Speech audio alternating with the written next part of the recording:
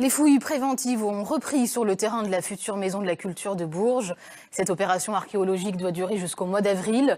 Et des vestiges de l'époque gallo-romaine ont déjà été retrouvés sur le site Sérocourt. Reportage sur place, Aline Mété, Merat Movsisyan. Il faut beaucoup d'imagination pour entrevoir sous des mètres cubes de terre un lotissement du 5e siècle après Jésus-Christ.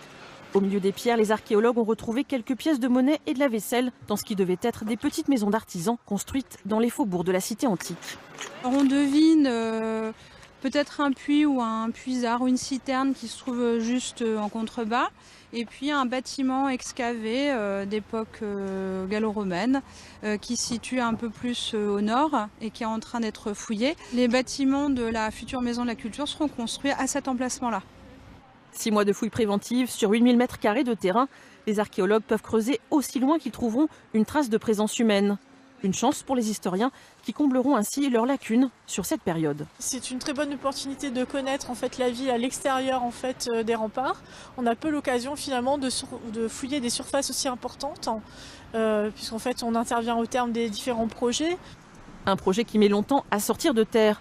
Entre l'opposition à l'abattage des arbres, les fouilles préventives et le changement de site, la polémique sur cette nouvelle maison de la culture dure depuis 10 ans à Bourges. Alors mieux vaut ne rien trouver d'exceptionnel. Vous êtes prêt à arrêter ce chantier si jamais vous découvrez quelque chose d'important? Alors, il est rare, extrêmement rare que le chantier soit arrêté. Il faudrait que vraiment, comme le disait notre collègue tout à l'heure, qu'on découvre la tombe de Charlemagne ou d'un roi important. Les résultats des fouilles feront l'objet d'une publication, voire d'une exposition, afin que ce patrimoine souterrain, détruit par la future construction, ne tombe pas dans l'oubli.